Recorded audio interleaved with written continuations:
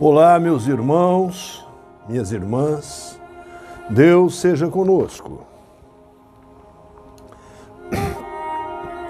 Faremos hoje uma curta reflexão acerca do capítulo 14, versículo 6 de O Evangelho segundo João, onde, aspas, eu sou o caminho, a verdade e a vida. Ninguém vai ao Pai a não ser por mim. Fecha aspas. Música de fundo do compositor e arranjador britânico Michael Robet, a música A Thousand Whispers, ou, em bom português, Mil Sussurros.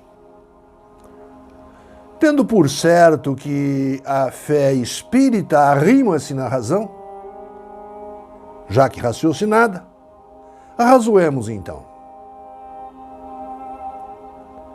Antes do raciocínio em si, lembremos-nos de que o Evangelho segundo João fora escrito entre os anos 90 e 110 da nossa era. Portanto, um livro que, notadamente, tem a narrativa de um amoroso ancião. Assim, independendo do que digam os teólogos, os exegetas de plantão à época, ou mesmo os modernos, devemos considerá-lo uma obra conectiva à mente do Criador, utilizando para tanto o cristológico paradigma primogênito humano como o caminho, a verdade e a vida para tal conexão. Entendamos o contexto da frase. O capítulo 14 deste magistral Evangelho de João é a primeira parte do grande discurso de adeus aos discípulos apostólicos, discurso proferido pelo Mestre Jesus ao final do banquete conhecido como a Santa e Última Ceia. No capítulo 13 deste mesmíssimo Evangelho, o Mestre Jesus prepara seus discípulos para ouvirem aquilo que seria inaudível aos apaixonados apóstolos, discipulares do Cristo, pois é muito difícil aceitar como certo e imediata o limiar da morte de alguém que você muito ama, que você muito venera.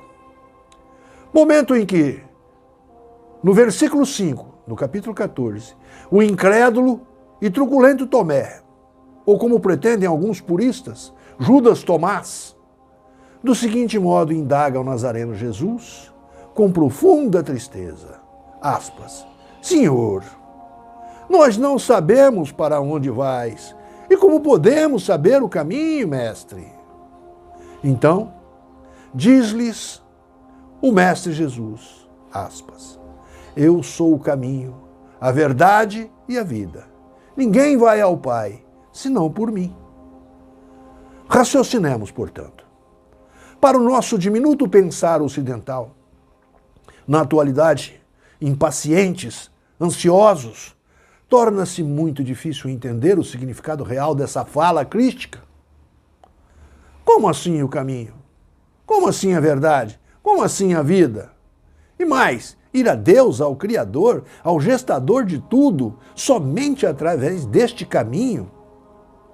Então, eis aí o desiderato máximo de toda criatura, qual seja a felicidade, qualquer seja ela. Mas, em considerações do estadista romano Boécio, no século V, com seu título A Consolação da Filosofia, demonstra-nos de maneira cabal e peremptória em seu livro 3, item 3.19, que a verdadeira felicidade é o verdadeiro e soberano bem, e que isso é continente da geratriz mental, criadora, que denominamos Deus. Portanto, Deus é a felicidade real. A felicidade verdadeira que nós outros, os erráticos humanos encarnados e desencarnados, temos por alvo, por objetivo. Para nós outros, caríssimos irmãos e caríssimas irmãs, cristãos espíritas, necessário o explicar pedagógico de quem sabe mais. Assim, buscamos a ajuda do mundo desmaterializado para podermos nos utilizar dos olhos que veem e dos ouvidos que ouvem com o escopo compreendermos. Disse-nos o mundo material, o mundo espiritual.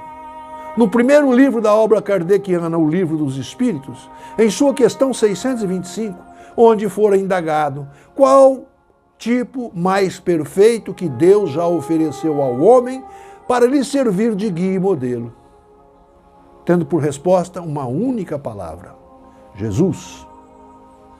Uma indagação composta cabalisticamente por 18 palavras, as quais reduzidas vão ao numeral 9. E o que é o significado do numeral 9?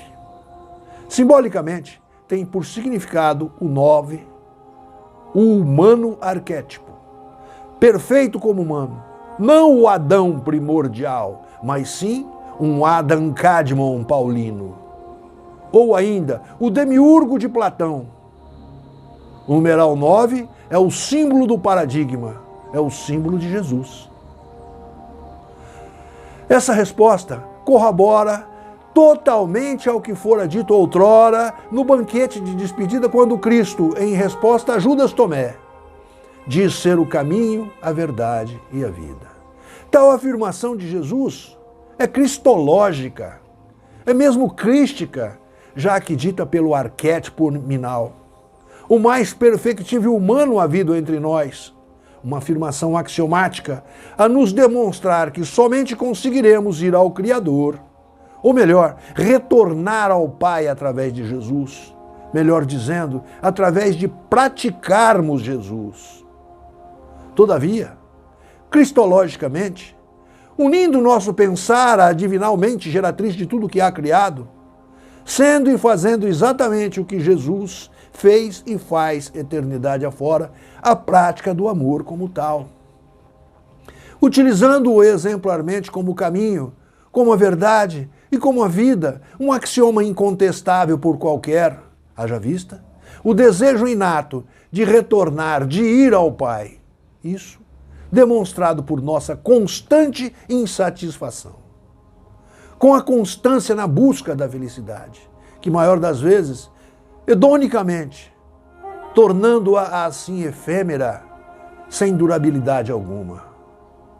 Havemos indagar, para tanto, como vivenciar, como seguir as pegadas sagradas do Mestre Jesus de Nazaré.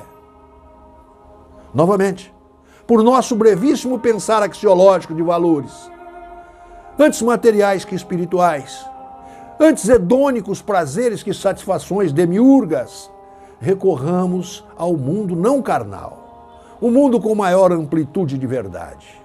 Assim nos responde a questão 886 de O Livro dos Espíritos, sobre a caridade segundo a entendia Jesus, e continente da benevolência para com todos, continente da indulgência para com as imperfeições dos outros, e a continente do perdão das ofensas.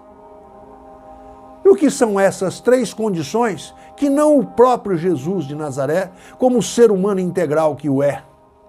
O maior havido entre nós, portanto, Jesus é a benevolência, pois incondicionalmente pratica a bondade sem restrições. Jesus é a indulgência, pois incondicionalmente nos aceita no estadiamento imperfeito no qual nos achamos. Jesus é o perdão em si próprio. Portanto, pratiquemos Jesus em sua essência maior, o amor.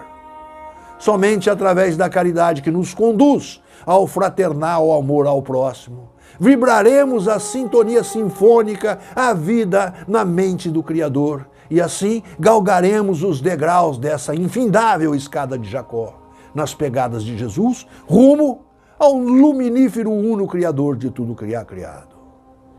Finalizo essa breve reflexão tributando louvores ao Criador mental de tudo que há criado. Deus, nosso Pai, louvado seja.